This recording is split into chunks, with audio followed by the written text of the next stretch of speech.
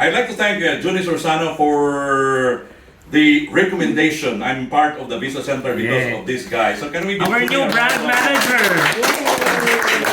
I'd like to share with you this module because this is very important considering that we are directly competing with other nationalities here, right? Here in the United Arab Emirates, there are more than 200 different nationalities and we are directly competing when it comes to job occupancy, right?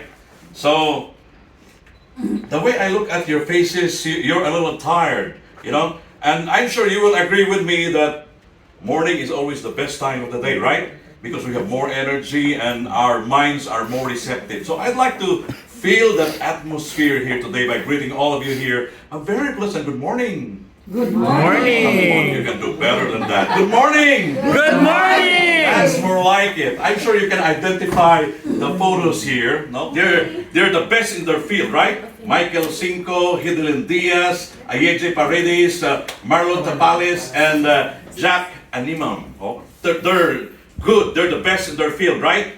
And we Filipinos working here in other countries or working abroad, we should strive to give our best. It's not enough to just blend.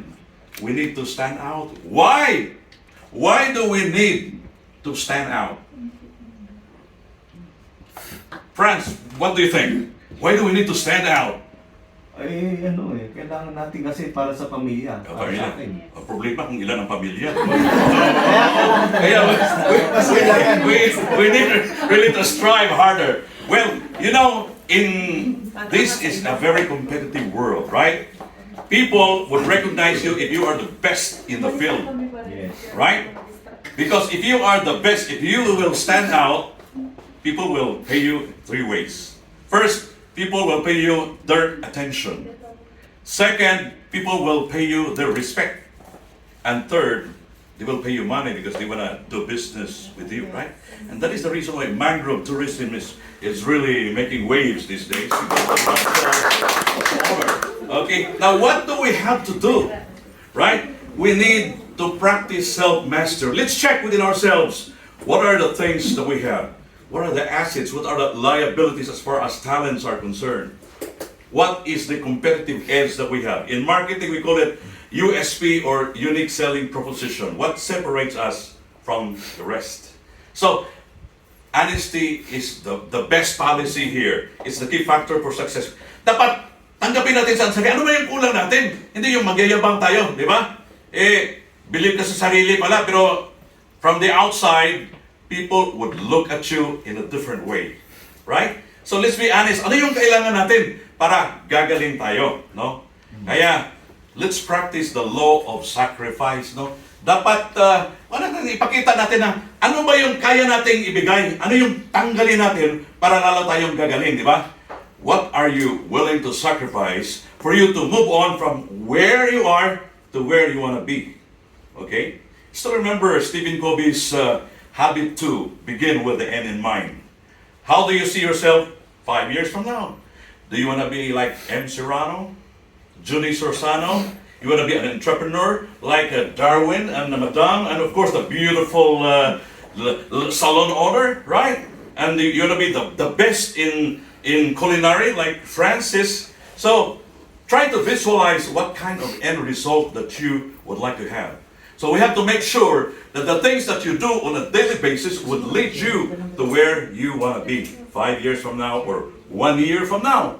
Let's take away the things that prevented us from moving forward. First, dapat tanggalin natin mindset of mediocrity. Diba? Pwede na yan, okay na yan, no? We are used to, especially if you are influenced with your peers, pwede na, no? We settle for compliance only. No? Pag submit na, papasa na yan eh. You need to show your best. Aim for the best. Don't aim for perfection because perfection is subjective. What might be perfect for one person is not perfect for the other person, right? So just try giving your best. You still remember the saying, good, better, best, don't let it rest till your good is better and your better best. We should try to do that. Next, habit to, natanggalin natin, yung habit of complacency. Remember, when we succeeded in small thing, we relax. We want to dwell, we love to dwell on our comfort zone. Don't be satisfied with small achievement. Instead, have that burning desire to exert more effort so you will be the cream of the crop. You'll be better than the rest. Right? Don't be, okay na eh. Nag-succeed na ako eh. No? Okay lang naman, no? You have to make sure that you have a mindset of, like the Japanese, kaizen, continuous improvement. Don't settle for less. Aim for the best. So that in everything you do, people will always recognize you, recognize your effort, and you'll be the talk of the town, like Francis in terms of culinary. So, what are the other things that we need to give up? 3, fear of failure. This is the common problem. Because we Filipinos, lalo na yung tinatawag natin na balat sibuyas, onion skin. When we fail the first time, you don't want to move again. Because you are scared that you will fail. Right? So instead of picking up the broken pieces, stand up and move forward, we are hesitant. I don't want to do it anymore because what if I will fail again? Nothing will happen sa onion skin natin na attitude, balat sibuyas. Every time we fail, stand up. F-A-I-L. First attempt in learning. If that is your mindset, you don't want to fail even several times. I'd like to share with you these personalities who failed. Thomas Edison failed 10,000 times before he perfected the light bulb. Norman Larsen failed, if you are familiar with the W40 lubricant, he failed 40 times.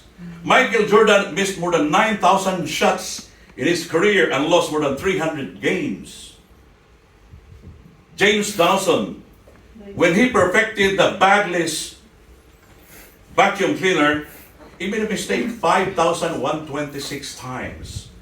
Milton Hershey, he failed several times before he carved a name, the Hershey's chocolate, right? I'm sure you are familiar with that. And Robert Kiyosaki failed so many times in business, and he just carved a name by releasing the book, Poor Dad, Rich Dad, right? So these people made a name after they experienced several failures in their life. What made them successful? It's the spirit of not giving up. We need to do same. We need to do the same attitude, same mindset. Consider failure as a stepping stone to success. If your goal is a little hard, break it into smaller pieces. Take baby steps. As they said, by the yard it's hard, but inch for inch it's a cinch. So let's move on. The next fear of rejection. Paolo, you still remember the first time that you courted a girl? Yeah? Yes. Naalala mo yung binasted ka? Wala naman. Oh, so after nabasted ka, anong ginawa mo?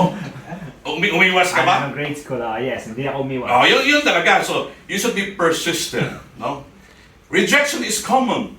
Probably, there is a misunderstanding, right? You need to have more explanation on the kind of business or the proposal that you are giving that person. Rejection, these people experience rejection in their lives. Colonel Sanders, the guy who founded KFC, was rejected 1,009 times. 1,000. Jack Canfield was rejected 144 times by the book publishers.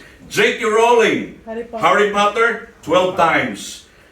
Howard Schultz, he was rejected by more than 312 investors before he actually started Starbucks.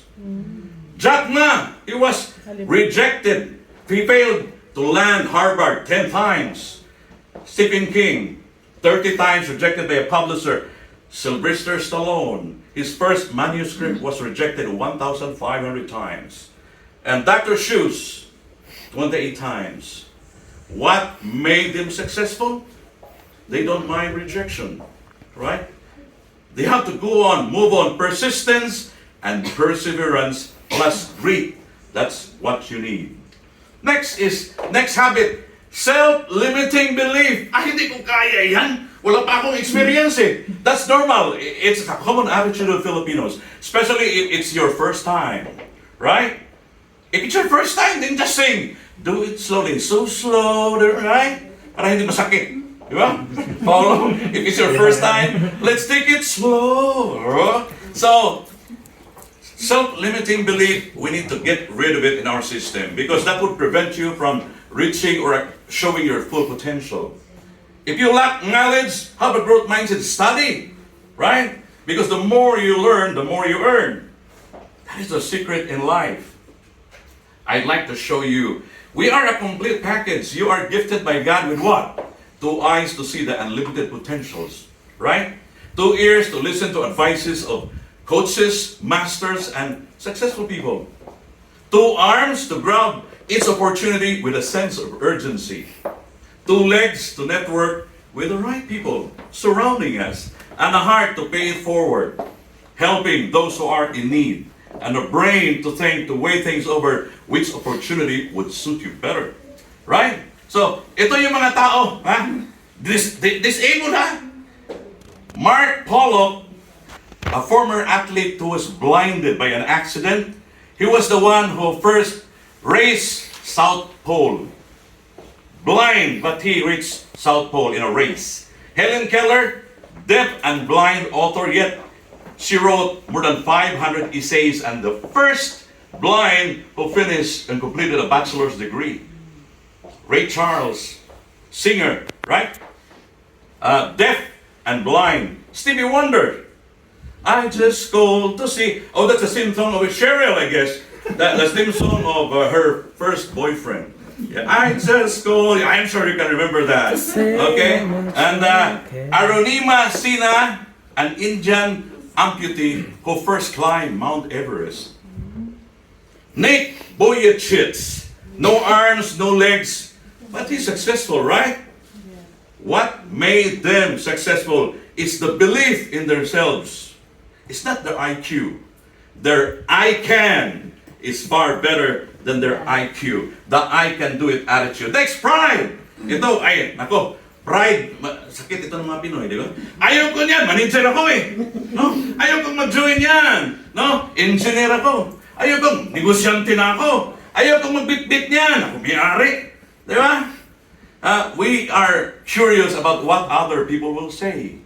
Yung bang sense of approval from other people. And that would prevent you from being happy because you are thinking of what others will feel. Kaya nga, binigyan ko ng meaning pride, personal restraint inside, defending ego. Di ba? Yun ang problema natin eh. Next, procrastination. Ako, bato-bato sa langit, ang tamaan ay sapul. Right? Now, many are guilty. I'm not saying all, but many, majority are guilty.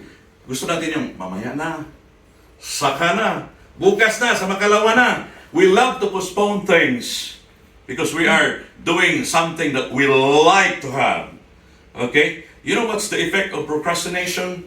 You are losing an opportunity and you wasted your time because you love to postpone. Gusto natin yung deadline na saka mo gagawin eh. No? And what do you think would happen? Your quality of work will be affected because you are under pressure. Not unless you are Julie Sorsano who thrive under pressure, then it's okay. Right? So, excusitis, ito sakit pa rin natin. No? We don't have sense of accountability. We love to pass the buck to others. No? It's not my fault. Siya. No? Oh, kasalanan ni Paulo. Not my fault, not my mistake.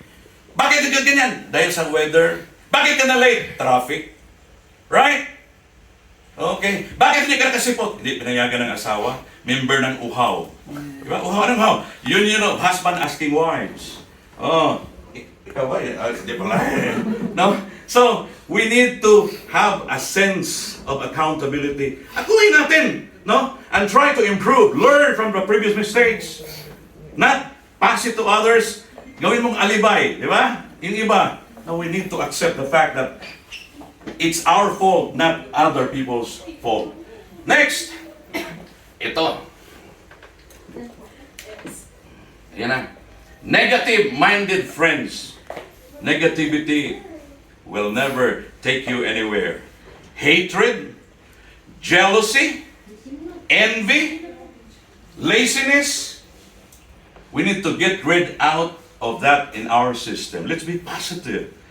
Optimism is the key factor for success. No? Ito, negative-minded friends. Sino ba yung iwasan natin? No? Iwasan natin yung mga tao na, may mga kaibigan tayo na complain ng complain. We have a lot of friends like that, right? Na instead of enjoying life's gift, no? Hi, good evening. Good morning. Good morning na pala. Good morning. Good more earning. Pa, would you like to introduce our guest? Yes, this is Miss Etzel. Miss Etzel, hi. My name is Junie. That's Junie Sorsano. I'm Rick, and welcome to our session. Okay? But you are lucky because we have the last one. The last two actually. Negative-minded friends. No? These friends, marami tayong mga kaibigan na complain ng complain, di ba? Pag meron kang kaibigan na complain ng complain, mahahawa ka rin, di ba? Ay, ang hirap ng buhay, di ba? Marami tayong mga kaibigan yan. Hirap ng buhay, subukan mo sa kabilang buhay. No? Yan lang ang solusyon, di ba? Meron tayong mga kaibigan din na nagmamagaling, no? Believe sa sarili, no? They belong to people with IKEA mindset. I-K-E-A. Ano yung IKEA?